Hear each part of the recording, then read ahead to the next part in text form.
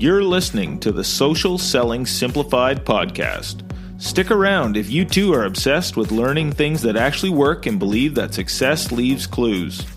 We're all about identifying results-producing roadmaps and getting super clear on how to scale and grow your online business. From part-timer to president, social selling expert Ashley Shaw will help you connect the dots and take the guesswork out of what works to grow a social selling empire. It's time to hear from social selling legends, listen in on truthful conversations, and learn the best tips and tricks to reduce the marketing overwhelm so you can build the social selling business of your dreams.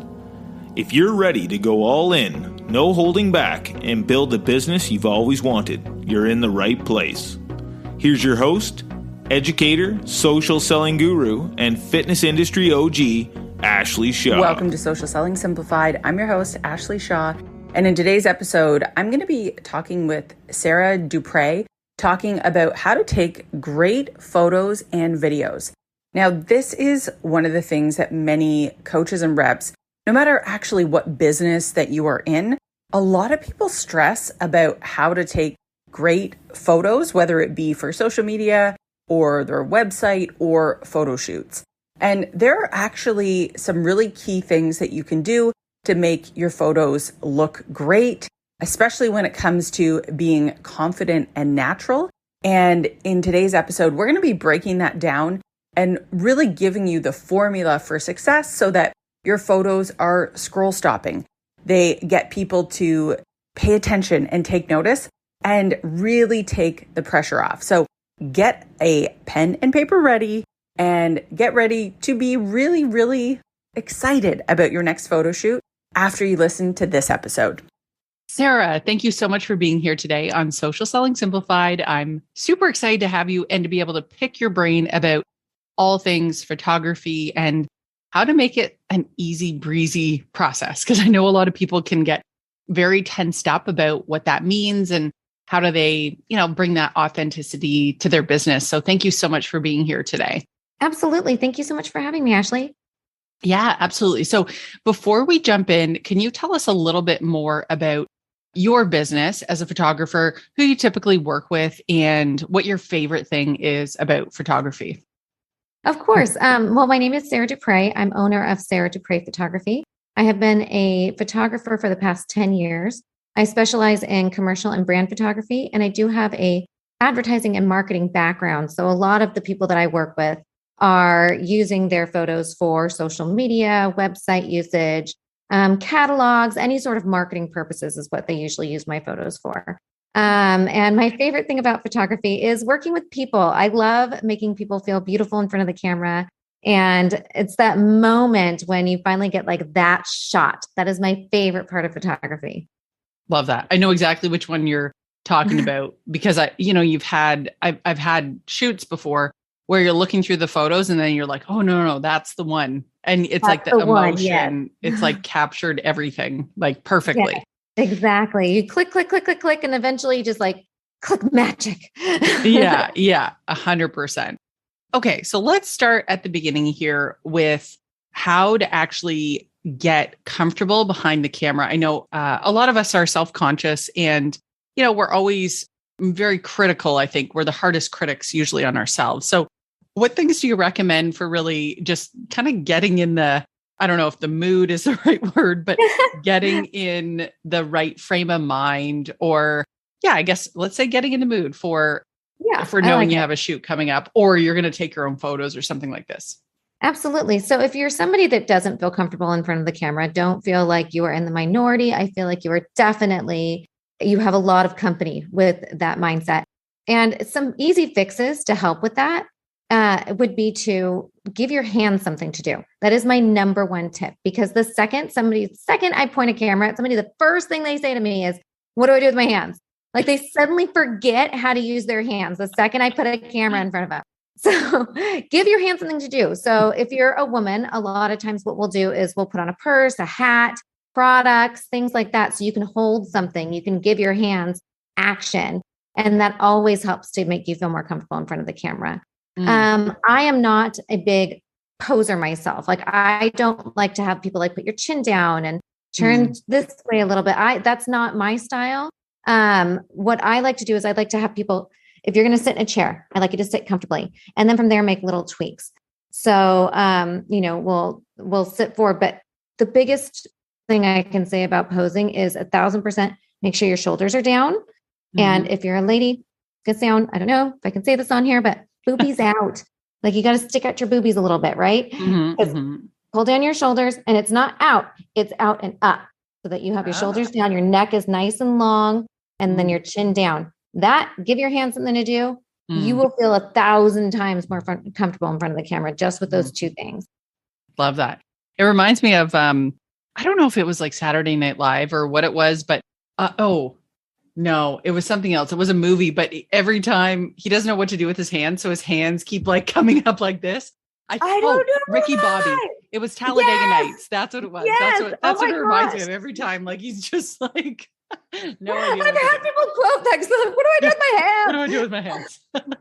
How have you suddenly forgot how to use them? I don't know. Every time though, if you find yourself asking that, you are not the only person. I swear I hear it more often than not. And that's a great point for even recording reels and things like that. I sometimes find I can feel a bit awkward, but if I have a coffee cup or, even just like changing up the scene of like taking off my glasses or just something to like break it up so it's not the same thing over and over again, it can be really helpful in feeling a little more comfortable. Yes, absolutely. If you give your hands something to do, suddenly it's like you've given yourself this sudden confidence boost. And I'm not quite sure what that is, but your hands are a huge equation in it. Yeah, for sure. Okay, so that's good. So how to get a little bit more comfortable that way. Now, when it comes to posing, if you are doing a shoot, what are your recommendations around that? Do you have any recommendations around posing?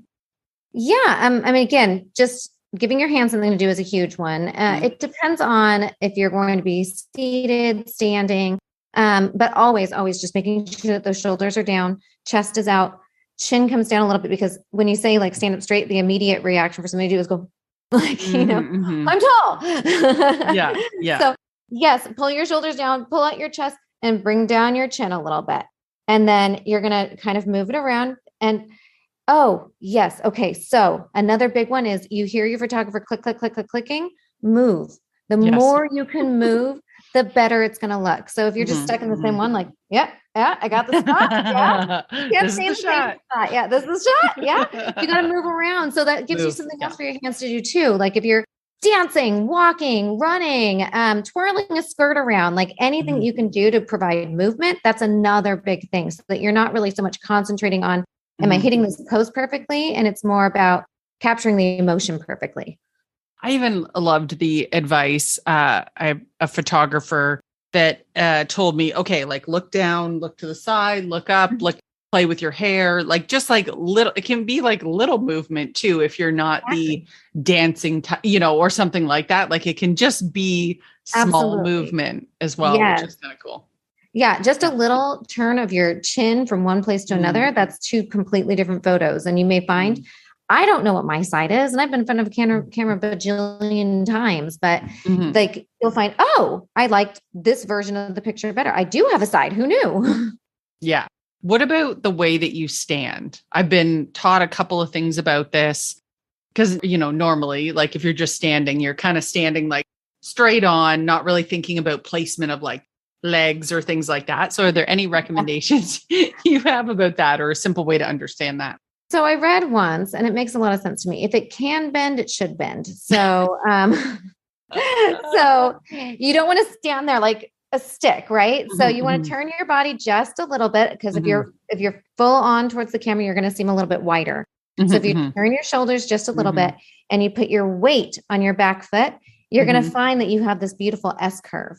So you don't want things to be, in a box. You want it to kind of curve, and, you want your arms to bend a little bit. You want your legs to bend a little bit. You want your shoulders to be a little bit off. You don't want to be exactly on. You want them turned away. Suddenly you'll find that you'll say, oh, I lost 15 pounds instantly.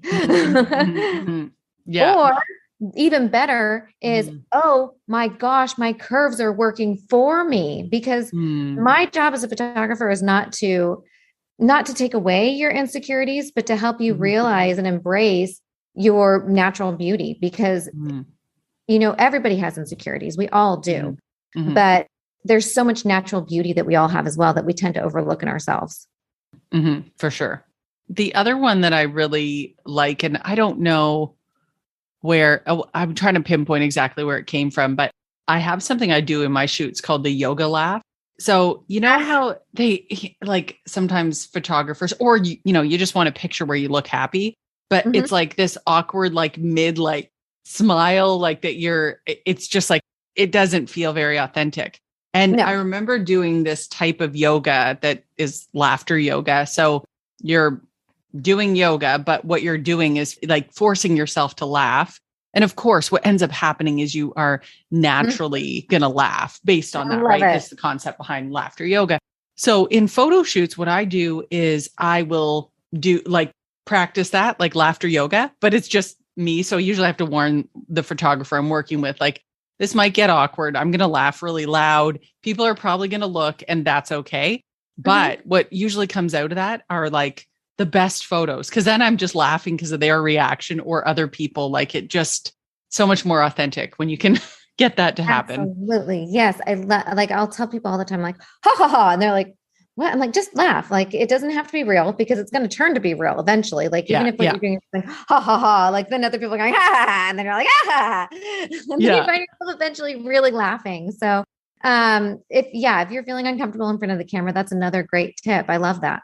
Yeah. And even though the first couple times always feel like, when, I first started doing it, felt a bit awkward, but I mean, either way, whether you're hiding that on the inside or it's coming out, it feels a bit awkward either way. And so we started doing this actually for group photos and stuff like that, like where we all do the yoga laugh. And it just the photos just turn out amazing. Like, just so great. I love that little tip. Hey, Coach, I finally have something that I've been dreaming of providing for you. I know that you definitely didn't start this business because you really felt like pestering your friends and family and getting ghosted by everyone. Chasing people down or having to follow up with them is definitely hard work, and it can feel so awkward and uncomfortable for everyone involved. But your upline probably told you that this is what successful people do, and they didn't mention to you that unless you're this superstar salesperson right off the bat, you're going to struggle forever if you keep doing it that old school way. 99% of coaches quit because they suddenly declare themselves this expert online and then go back and ask everyone who knew them to just start buying from them when they just started working out last week. And this problem applies to all network marketers, not just coaches. But the 1% that actually succeed have made it because they've caught on to a different system that's been proven to work. And it's just something that nobody really talks about. It's all about taking some simple steps to position yourself as an influencer first. So soon, instead of asking people to talk to you, you'll attract ideal customers who are already excited to learn from you and buy from you. They'll know exactly what you're about and how you can help them. Go to ashleyshaw.ca/FYourUpline to learn more and see exactly what I'm talking about. You don't have to hunt people down and make them talk to you in order to get your bills paid for the rest of your life. Check out my short book called F What Your Upline Said and get an entirely different approach that will feel much more organic and authentic. That's ashleyshaw.ca/FYourUpline. I'm so excited for you to start implementing these 4 simple changes in your business and see how it absolutely transforms how you feel about your business and the results that you're able to get. All right, so let's talk lighting. So lighting can definitely make or break how your photos look. So what are your recommendations or your favorite tools of the trade that you love to use for lighting? Yeah. So, I mean, my favorite lighting tool would be a window or an open door too. So if you're standing in front of a big open door, amazing lighting. Window lighting is amazing. Those are the easiest things you can do. If you find you're in a space that you don't have windows or doors, ring lights are always nice. But if you're going to use a ring light and you find that there's shadow behind you, you have to light your wall too. So that's how you get rid of that shadow. Okay. So when you start bringing in that artificial light, you'll start seeing more shadows, things like that, but you just have to combat it with more light. The other thing is with lighting, if you're indoors, try turning off your lights. This is going to sound really weird because the second my husband just did it before we hopped on here. He goes, "You want me to turn on the light?" I'm like, "No," because the thing is that your lights are coming from overhead. So you're going to get shadows in your eyes. So you have to turn off the lights that are overhead. And not only that, the lights that are on your ceiling are most likely a different color temperature than the lights that are coming through the windows. So what's coming through the windows and doors is blue. What the lights on your ceiling are orange or yellow. Your camera's not sure what color you are anymore. So it's going to come out kind of weird looking. Gotcha. So ring light, if you can't get that, window door experience sort of helps for that. Yeah. Well, my favorite video light, I mean, if you're gonna spend a little bit of money, my favorite video light that I can take on the go anywhere, it's just a battery operated one, is the ice light. Okay. And it is, it's like taking a window with you. Like, wow, I need a window. Here's one. Yeah. Ice light. That's my favorite one, but ring lights are great if you have somewhere to plug in. Okay. And ice is ICE. Yes. Okay. Just wanted to make sure so we can link that in the show notes. Okay. The ice light. Okay. So then my other question would be about, now I know with editing and things like that, you are probably using, like for photo shoots, you're going to be probably using a computer and things like that. But are there any apps or, different filters or things that are like really that you always go to or that you really, really like? I use Lightroom for on my computer and on my phone, either way. But my formula for editing, which I do for 90% of my photos, it works out. I will go in for white balance and I will put auto, and I will then go and I will lower my highlights. Lower my highlights, raise my shadows, raise my whites, lower my blacks. Works 99.9% of the time. And if you're in a computer program with Lightroom, I would then, if I wanted to fine tune this a little bit, I would go down into the color area and I would take the saturation where it's broken out into the different colors. And I turn the saturation down just a little bit on the oranges and the reds. And then I'll go and I'll turn my vibrance up a little bit too, all around. And that's literally what I do on almost all of my photos. So I don't use filters, but I do kind of have a system that I kind of have in place for 99.9% of the photos I take. And would you say for social media and things like that, if you have that, like it's important to have that congruency throughout your photos, like they look similar, would you say? Or, it depends on who you are, I would say. Wouldn't you? I mean, as a social media expert over here, I feel like long ago, it did used to be, not so long ago, but it used to be very important for everything to look very, very, very similar. And now I feel like it's a little more, you can hodgepodge a little, right? Yeah. I mean, I find that with my social media, I have really let that go. I'm all about testing. So I'm always doing different things to see, what things get the most engagement. So I've gone completely in that other direction, I would say, with testing. I mean, I have, when you talk about congruency, like I like to use the same fonts and the same colors and things like that for that congruency. And the same, I guess, filters, I would say. But I'm not tied to, in the past, like people were very tied to a design, or I have to have this sort of post on this day. Like all of that for me is thrown out the window. I just focus on what is getting engagement and how do I do more of that? Yeah, absolutely. And I think that with reels out there now on Instagram, like I think that picture perfect feed kind of went out the window the second everybody started embracing reels. And now it's a little more chaotic, but it depends on what your business is and what your brand is, right?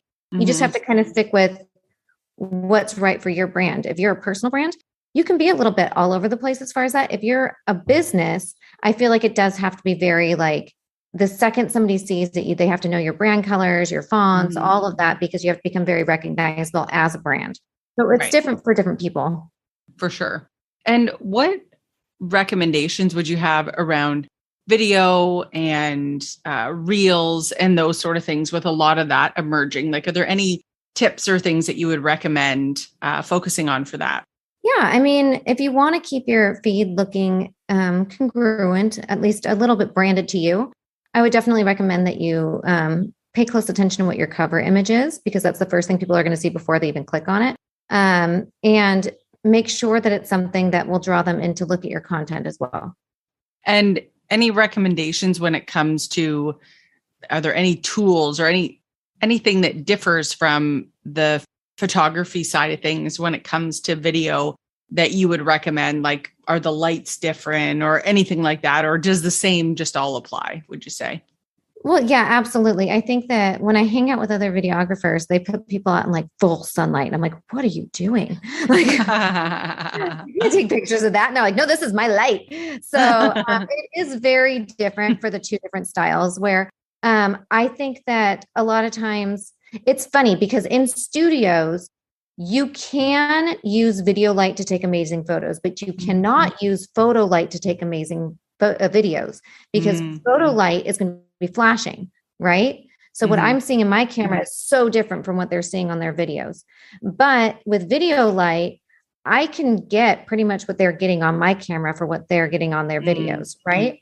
Gotcha. But then if you're talking about natural light, I'm going to go over to like more shadows. I'm going to need a softer transition from my shadows to my highlights, where video is just like, I'm going to put you out in full sunlight and we're going to middle of the day. We're just going to face the sun and we're going to go for it. It's like, okay. So there are two different, it's definitely different for the two things. And I think that with video, it likes those lighter, brighter things, but you can also get a lot more out of lower light situations than you can for photos, because with photos, you're capturing a second, like a snaps, like not even a second, a fraction of a second. So it has to have the right lighting for it.